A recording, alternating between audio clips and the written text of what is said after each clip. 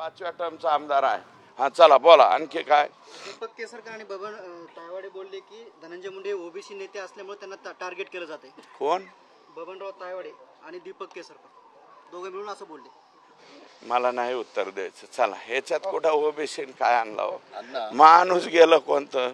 अरे बाबा ओबीसीचं जरी गेलं असतं तरी आम्ही असंच बोललो असतो.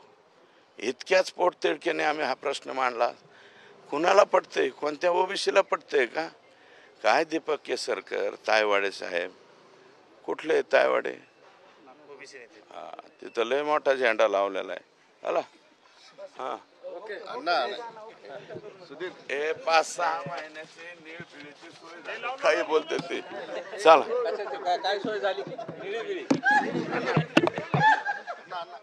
हे बीडचे पालकमंत्री झाले पाहिजे अशी मागणी आता सुरेश धस यांनी केलेली आहे. आणि आज सुरेश धस जिल्हाधिकारी अविनाश पाठक यांच्या भेटीला आहेत आणि यानंतर त्यांनी माध्यमांसमोर ही प्रतिक्रिया दिलेली आहे.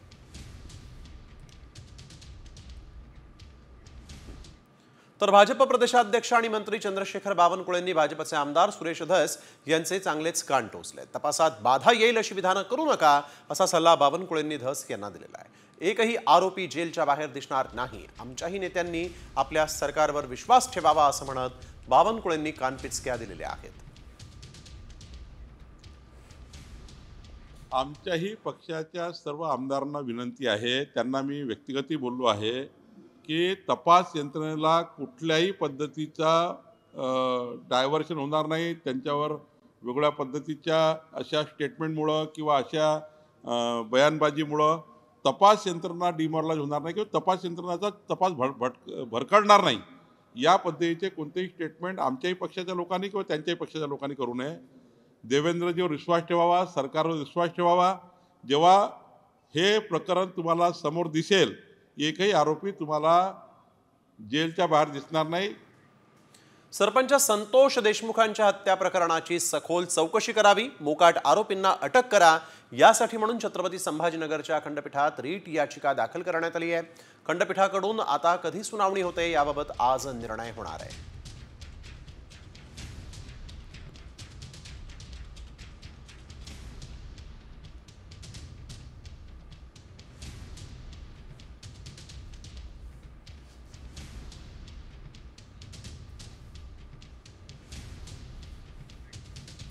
तर आपण बघतोय देशमुख हत्या प्रकरणाची सखोल चौकशी करा या संदर्भात संभाजीनगरच्या खंडपीठात रीट दाखल करण्यात आलेली आहे. मुकाट आरोपींना अटक करा अशी या याचिकेद्वारे मागणी करण्यात आलेली आहे.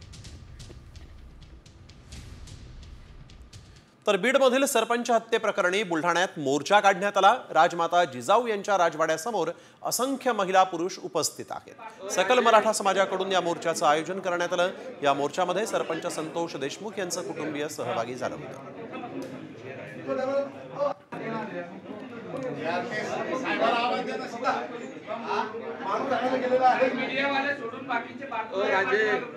सिंदखेड राजामध्ये आक्रोश मोर्चा निघाला. देशमुख कुटुंबियांकडून तहसीलदारांना निवेदन देण्यासाठी म्हणून देशमुख कुटुंबीय जे आहे ते सध्या तहसीलदार कार्यालयात पोहोचलाय. तहसीलदार कार्यालयामध्ये हा मोर्चा आलेला आहे. मोर्चात सरपंच देशमुखांचं कुटुंबीय देखील आज पाहायला मिळालेलं आहे.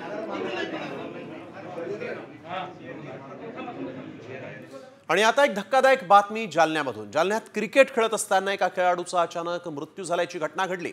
हार्ट अटॅक आल्यामुळे खेळाडू विजय पटेल हा मैदानातच कोसळल्याची प्राथमिक माहिती समोर आली आहे. विजय पटेल हा नालासोपारा इथला रहिवासी आहे. मात्र जालना शहरातील फ्रेझर बॉईज मैदानावर क्रिसमस ट्रॉफीचं आयोजन करण्यात आलं होतं आणि या ट्रॉफी सामन्यामध्ये विजय खेळायला जालन्यात गेला होता. मात्र त्याचा दुर्दैवी मृत्यू झाला आहे. दरम्यान या खेळाडूचा मृत्यू नेमका कशामुळे झाला याची अधिकृत माहिती आली नसली तरी हार्ट अटॅकमुळे मृत्यू झाल्याचा अंदाज पोलिसांनी व्यक्त केला आहे. माझं नाव अजय. आम्ही दोघं मॅच चालू होती क्रिसमस ट्रॉफी. तर दोघं आम्ही क्रिकेट मॅच खेळत होतो. तर अचानक त्याच्या म्हणजे प्लेअरला माझ्या विजय पटेलला दुखायला लागलं. मग त्याला म्हणजे माहिती नव्हतं. पुढे गेलो, मागं वळून बघितलं, कॅम्पर बोलला की दुःख पडलाय. मग अचानक बघितलं आम्ही. नंतर मग आम्ही घाईघाईमध्ये त्याला हॉस्पिटलमध्ये नेलं. मग तेव्हा आम्हाला कळालं की तो म्हणजे त्याला हृदयाचा प्रॉब्लेम आहे वगैरे. मग नंतर ते हॉस्पिटलमध्ये गेल्यावर कळालं की तो मृत घोषित केला. अतिशय धक्कादायक असा हा सगळा प्रकार जालन्यात घडलेला आहे। एका क्रिकेटरचा मैदानातच दुर्दैवी मृत्यू झालेला आहे। अंगावर काटा आणणारी अशीच ही घटना आपण बघतोय। यावेळेस तिथं उपस्थित असलेल्या इतर खेळाडूंनी तातडीनं त्याला रुग्णालयात नेण्याचा प्रयत्न केला, परंतु तोपर्यंत त्याची प्राणज्योत मालवली होती। तर नववर्षाच्या स्वागतासाठी आयोजित केलेल्या पार्टीला येणाऱ्यांना एका पबकडून कंडोम आणि ORSच्या पाकिटचं वाटप करण्यात आलंय। पुण्यातील मुंढवा परिसरातील एका पबकडून या दोन वस्तूंचं वाटप करण्यात आलंय। तरुणांमध्ये जनजागृती व्हावी यासाठी म्हणून कंडोम आणि ORSचं पाकिट देणार असा दावा या पबनं केला। तर पोलिसांनी या प्रकरणी चौकशी सुरू केलेली आहे। या पार्टीसाठी येणाऱ्या लोकांचे जबाब सुद्धा नोंदवण्यात आलेले आहेत। कंडोम आणि ORS पाकिटाच्या वाटपाविरोधात काँग्रेसनं पुणे पोलीस आयुक्तांकडे तक्रार केलेली आहे। अशा कृतींमुळे तरुणांमध्ये चुकीचे संदेश पोहोचण्याची भीती असल्याचं काँग्रेसनं म्हटलंय।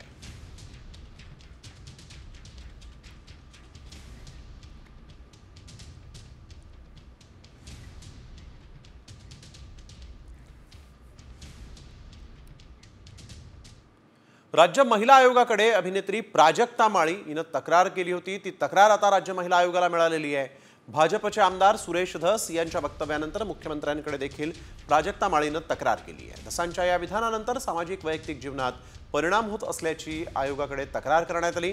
प्राजक्ता माळीच्या या तक्रारीनंतर आयोगानं पोलिसांना तसे निर्देश दिलेले आहेत। वस्तुस्थितीदर्शक अहवाल सादर करावा असे आता महिला आयोगानं पोलिसांना निर्देश दिलेले आहेत।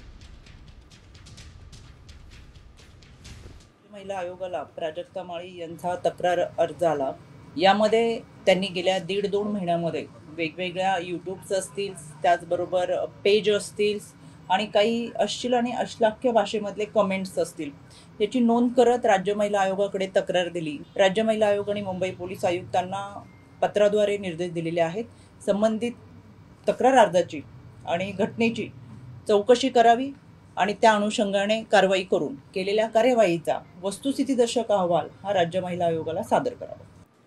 तर प्राजक्ता माळीचा विषय माझ्यासाठी संपला असं वक्तव्य भाजपचे आमदार सुरेश धस यांनी केलेलं आहे। सरपंच संतोष देशमुख प्रकरणावरून लक्ष हटवण्याचा प्रयत्न आहे असा पुनरुच्चार सुरेश धस यांनी केला आहे। तर आपण बघतोय सरपंच हत्येवरून लक्ष हटवण्याचा हा प्रयत्न असल्याचं सुरेश धस यांनी म्हटलेलं आहे। मी कारवाईला सामोरं जायला तयार आहे असंही सुरेश धस म्हणाले।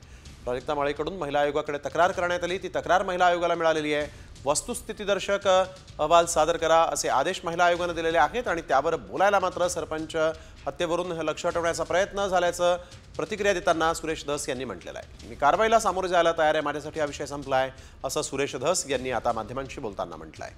त्यामुळे प्राजक्ता माळीच्या संदर्भात सुरेश धस यांनी माझ्यासाठी हा विषय संपला असल्याचं म्हटलं आहे। प्राजक्ता माळीवर केलेल्या वादग्रस्त विधानावरून सुरेश धस यांच्या मात्र अडचणी वाढू शकतात अशी शक्यता असताना सुरेश धस यांनी मी कारवाईला सामोरं जायला तयार असल्याचं म्हटलंय। हे वागणं महाराष्ट्रातल्या राजकारण्यांना शोभत नाही, ही अतिशय निंदनीय बाब आहे आणि म्हणूनच ज्या कुत्सितपणे त्यांनी टिप्पणी केली आहे आणि हशा पिकवलाय, प्रसार माध्यमांसमोर कसं बोलावं, काय बोलावं याचं ज्यांना भान नाहीये त्यांना मी विनंती करते की त्यांनी तितक्याच विनम्रतेनं माझी जाहीर माफी मागावी। जे काही झालेलं आहे त्याला मी सामोरं जायला तयार आहे आणि मला वाटतं माझी बाजू अनेकांनी त्या ठिकाणी मांडलेले। कृपया संतोष देशमुख आणि बीड जिल्ह्यामधलं हे झालेलं जंगलराज, संतोष देशमुखचा झालेला अतिभयानक खून याचा फोकस कृपया दुसरीकडे डायव्हर्ट करू नका। संतोष देशमुखचा खून प्रकरण आणि बीड जिल्ह्यामध्ये माजलेली ही जी दादागिरी आणि हे जे प्रकार आहेत याच्यावरती तुम्ही बोला। त्या प्रत्येक प्रश्नाचं सायंकाळी 5 पर्यंत मी उत्तर देत राहतो। बातमी सरपंच संतोष देशमुख हत्या प्रकरणासंदर्भात आहे। महाराष्ट्राच्या गृह विभागाला कारवाई करता येत नसेल तर केंद्राच्या गृह विभागानं तपास करावा अशी मागणी रामदास आठवलेंनी केली। आठवलेंनी आज सरपंच संतोष देशमुख यांच्या कुटुंबियांची भेट घेतली आणि त्यावेळेस ते बोलत होते।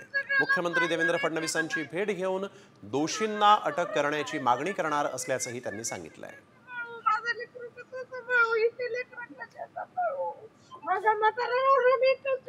आपल्याकडे असा विषय असतो की ज्यावेळेला राज्य सरकारला किंवा पोलिसांना काही एखादी गोष्ट किंवा काही त्यामध्ये त्यांना अंदाज येत नाही, त्यावेळेला इन्क्वायरी सीबीआयकडे जात असते।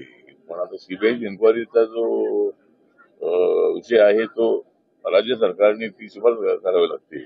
पण तरीही अमित शहा एक गृहमंत्री आहे, गृह मंत्रालयाशी संपर्क साधणार आहे आणि गृहमंत्र्याच्या अगोदरही माननीय मुख्यमंत्र्यांना सांगणार आहे.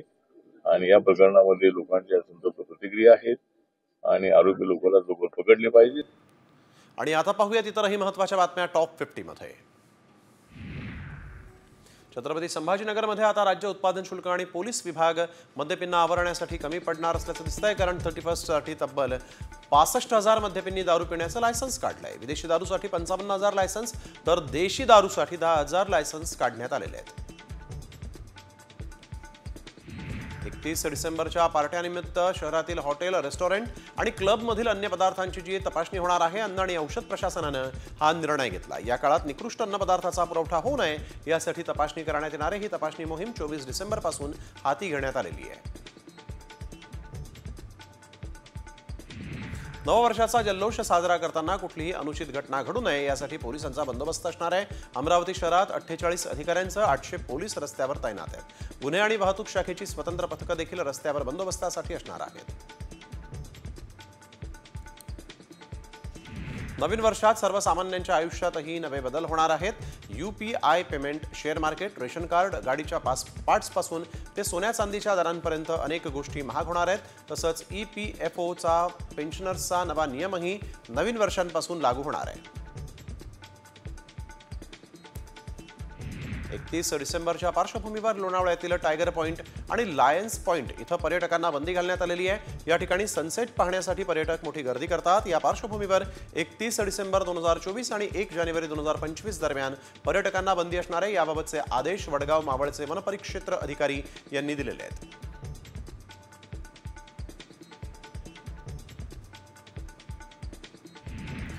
चा आनंद साजरा करण्यासाठी सिंधुदुर्गातील समुद्र किनाऱ्यांवर पर्यटकांनी गर्दी केली. पर्यटकांमुळे सगळे हॉटेल हाऊसफुल झालेले आहेत. तसंच समुद्रातील स्कुबा डायव्हिंग आणि बनाना राईड्स आणि इतर साहसी खेळांचा आनंद लुटताना पर्यटक इथं दिसून येत आहेत.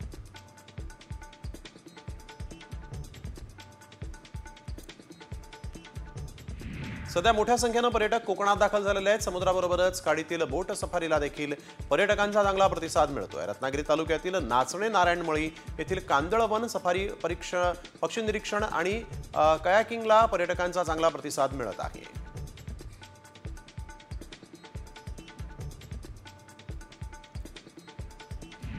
सातारा जिल्ह्यातील निसर्गरम्य पर्यटन स्थळं पर्यटकांनी बहरलेली आहेत. साताऱ्यातील तापोळा, मुनावळे, बामणोली या पर्यटन स्थळांवर पर्यटकांनी गर्दी केली. मुनावळे येथील वॉटर स्पोर्ट्सचा आनंद घेण्यासाठी देखील पर्यटकांची झुंबड उडाली आहे.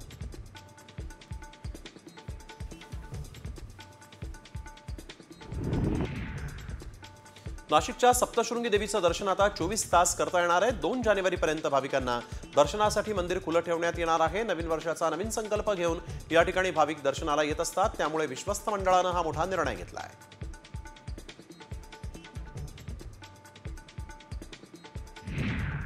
तर एक महत्त्वाची बातमी, मुंबईच्या लोकलमध्ये 2 तरुणांमध्ये जोरदार हाणामारी झाली आहे. गुटखा खाऊन लोकलच्या डब्यातच थुंकल्यामुळे इतर प्रवाशांनी त्याला बेदम मारहाण केली. या घटनेचा व्हिडिओ सोशल मीडियावरही व्हायरल झालेला आहे. गुटखा खाऊन डब्यातच थुंकल्यामुळे या तरुणाला मारहाण करण्यात आलेली आहे. यावेळेस डब्यातील इतर प्रवासी जे आहेत त्यांनी देखील या तरुणाला अद्दल घडवली आहे. लोकलमध्ये गुटखा खाऊन थुंकणाऱ्यांची संख्या ही सातत्यानं वाढते आणि आपण बघतोय इथं कशा पद्धतीनं गुटखा खाऊन थुंकणाऱ्या तरुणानं दादागिरी केली आणि त्यानंतर मात्र इतर सहप्रवाशांनी त्याला धरून मारलेला आहे. हा व्हिडिओ सध्या व्हायरल झालाय.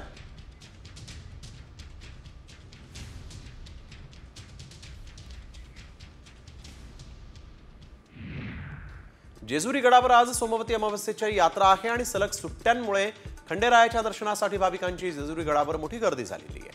यात्रेनिमित्त जेजुरी गडावर भंडाऱ्याची उधळण करण्यात आली. भंडाऱ्याची उधळण करत येळकोट येळकोट जय मल्हारच्या नावानं जेजुरी दुमदुमली आहे. नांदेडच्या माळेगाव इथं खंडोबाच्या पालखी सोहळ्यात लाखो भाविकांनी गर्दी केली. खंडोबाची आणि मानकऱ्यांची पालखी काढून यात्रेला सुरुवात झालेली आहे. 5 जानेवारीपर्यंत हा यात्रा उत्सव चालणार असून विविध कार्यक्रमांचं आयोजनही करण्यात आलेलं आहे.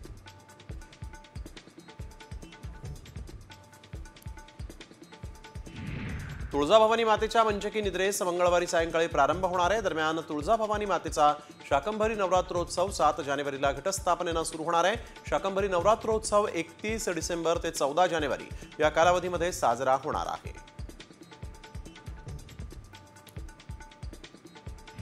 फोंडाघाट रस्ता खड्डेमय झाल्यामुळे पर्यटक आणि वाहन चालक हैराण झालेले आहेत आणि यामुळे दर दिवशी वाहतूक कोंडी सहन करावी लागते. 31 डिसेंबरच्या पार्श्वभूमीवर पर्यटक कोकणात दाखल होत आहेत आणि या पर्यटकांना फोंडाघाटातील रस्त्याच्या दुरावस्थेमुळे मनस्ताप सहन करावा लागतोय.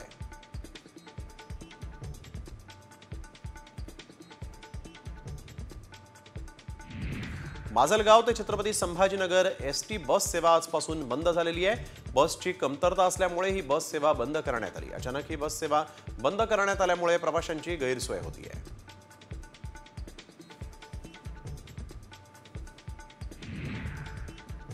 महावितरण अधिकाऱ्यांच्या भोंगळ कारभारामुळे बदलापूरकर संतप्त झालेले आहेत. बदलापूर शहरातील वीज पुरवठा वारंवार खंडित होतो आणि या संदर्भात तक्रार करण्यासाठी महावितरणच्या कार्यालयात फोन केला तो उचलला जात नाहीये. त्यामुळे महावितरणच्या विरोधात आता बदलापूरकर संतप्त झाले आहेत. 31st साजरा करण्यासाठी सिंधुदुर्गातील समुद्रकिनाऱ्यावर पर्यटकांनी गर्दी केली आहे. महाराष्ट्राबरोबरच गोवा, कर्नाटक या राज्यातूनही पर्यटक इथं दाखल झाले आहेत. पर्यटकांमुळे सगळे हॉटेल फुल झालेले आहेत. समुद्रातील स्कुबा डायव्हिंग तसंच बनाना राईड्स आणि इतर खेळांचा पर्यटक आनंद लुटताना दिसत आहेत. तसंच सिंधुदुर्ग किल्ला दर्शनासाठी मोठ्या प्रमाणात गर्दी झाल्याचंही पाहायला मिळालंय. नववर्षाच्या स्वागतासाठी पर्यटक कोकणातल्या सिंधुदुर्गाला पसंती देत आहेत. पर्यटकांमुळे सिंधुदुर्गातले हॉटेल जे आहेत ते देखील आता फुल झालेले आहेत.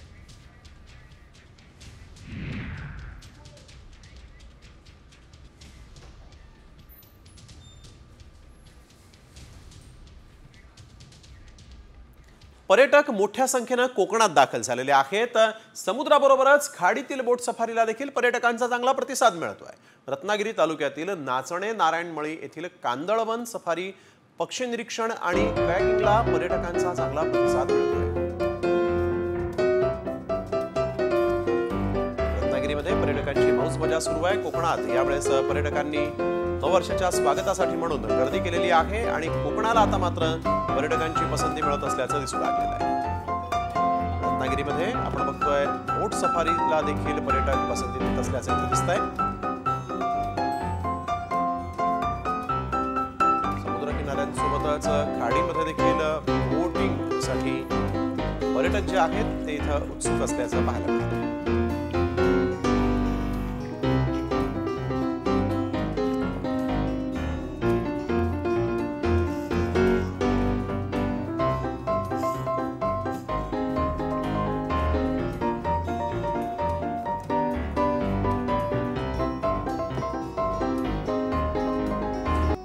डिसेंबरच्या पार्श्वभूमीवर लोणावळ्यातील टायगर पॉइंट आणि लायन्स पॉइंट इथं पर्यटकांना बंदी घालण्यात आली.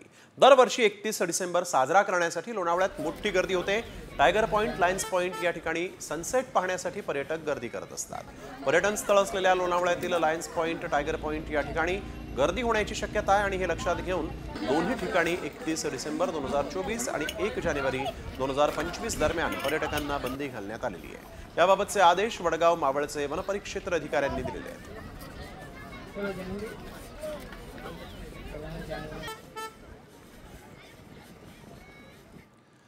पाहूयात टॉप 50 बातम्या. कॅगनं राज्याच्या आरोग्य व्यवस्थेवर कडक शब्दात ताशेरे ओढलेत. महाराष्ट्र राज्यानं अजूनही आरोग्य धोरणच बनवलेलं नाही. तसंच राज्यात रुग्णालयांमध्ये डॉक्टर, परिचारिका, निमवैद्यकीय कर्मचाऱ्यांची मोठी कमतरता असल्याचं समोर आलं. तर तज्ज्ञ डॉक्टरांची 42% पदं रिक्त आहेत.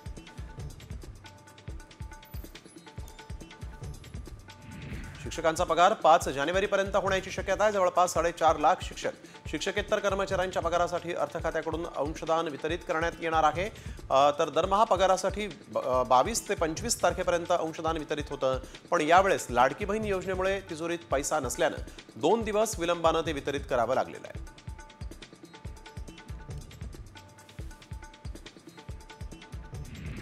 एमपीएससीनं आणखीन एक मोठा निर्णय घेतलेला आहे. संयुक्त परीक्षा गट ब तसंच गट क परीक्षेनंतर 20 डिसेंबरपूर्वी प्रसिद्ध झालेल्या तब्बल 23 परीक्षांसाठी पुन्हा अर्ज करण्याची संधी एमपीएससीनं दिलेली आहे. शासनाच्या या निर्णयाचा राज्यातील हजारो विद्यार्थ्यांना फायदा होणार आहे.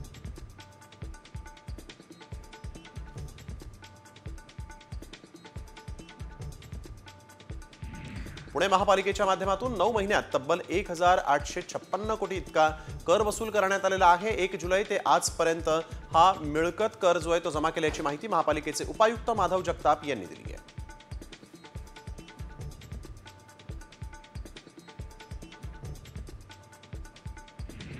सोलापूरच्या उजनी धरणावर पर्यटन केंद्र उभारलं जाणार आहे आणि याचबरोबर कृषी पर्यटन देखील सुरू केलं जाणार आहे। कृषी पर्यटनासाठी राज्य शासनानं 19 कोटी रुपयांचा निधी मंजूर केलेला आहे। माढ्याचे आमदार अभिजित पाटील यांनी या संदर्भातली माहिती दिली आहे।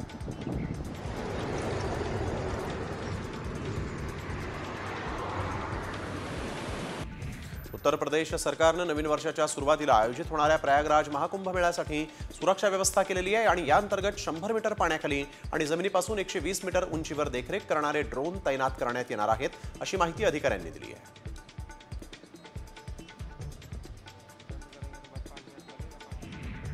मुंबईकर महिलेचा हिमाचलच्या मंडीमध्ये मृत्यू झालाय। मनालीवरून परत येताना घाट रस्त्यात कारवर दरड कोसळून तिचा जागीच मृत्यू झाला, तर कारमधले इतर 2 प्रवासी गंभीर जखमी आहेत।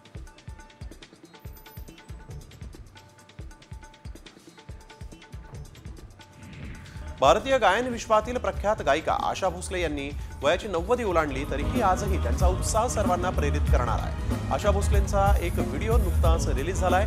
यात त्या विकी कौशलच्या तोबा तोबा गाण्याची हुक स्टेप करताना दिसत आहेत।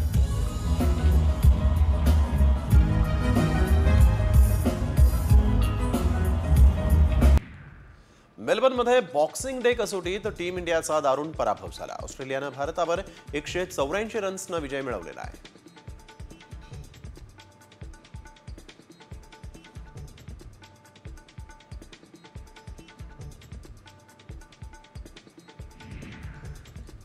कोनेरू हम्पीनं जागतिक जलद बुद्धिबळ स्पर्धेचं जेतेपद मिळवलं।